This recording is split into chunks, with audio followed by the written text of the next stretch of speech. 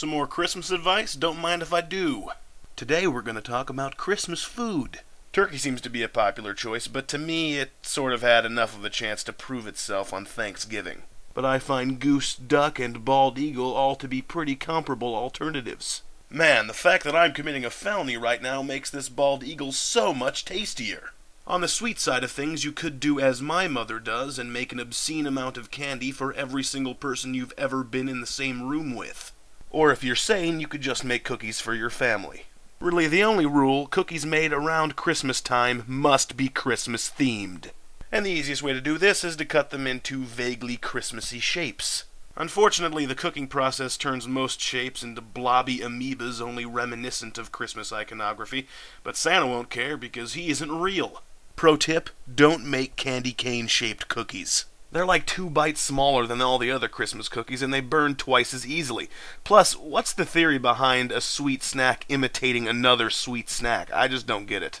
To decorate your cookies, I recommend colorful, teeth-itchingly sweet icing. Most stores carry such a product, usually in the same aisle as paint thinner. For bonus Christmassiness and texture, crumble up some ornaments or bald eagle bones and dust them on top. The resulting confection will be bland and flat, but pretty, a cookie that perfectly represents what most of the Christmas celebrating world holds dear. Good afternoon, butt kickers. It's December 21, the 355th day of 2011, which means that 74 years ago today, Snow White and the Seven Dwarfs, the world's first full-length animated feature film, was released. For those of you who haven't had the chance to see this fine film, allow me to spoil it for you. Okay, so there's this evil old crone who thinks she's like super hot, and she's so caught up on looks that she invents a mirror that can compliment her on it. So she's like, "Hey, reflecting device, I'm pretty freaking hot, right?" And the mirror's like, "Yeah, you're pretty hot. I mean, you're not the hottest, but..." "Wait, what? I'm not the hottest?" Look, don't get me wrong. If I was a human and not an object incapable of movement that you plagued with the consciousness of a human, I'd be all up in your business, seriously. Look, you're a solid 9, maybe even a 9.5. So who is the hottest chick in the world? Well, funny enough, you know that little tart of a stepdaughter you got, Snow White?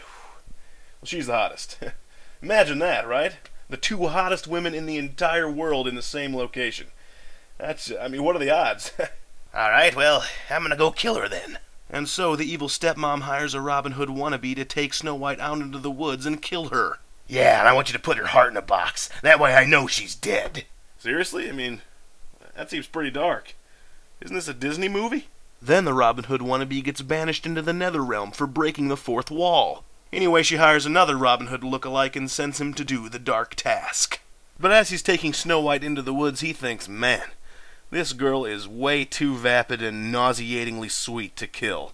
You know what I'm going to do? I think I'm just going to give that old slut a pig's heart and tell her I killed Snow White. Ah, yes. Wait, why does her heart smell like bacon? And then Snow White runs away and finds 7 dwarves, named Yakko, Wacko, Inky, Blinky, Pinky, Clyde, and Sir Chuck Norris III. At least that's what I've heard. I could never get past the part where the forest is like full of monsters and starts attacking her.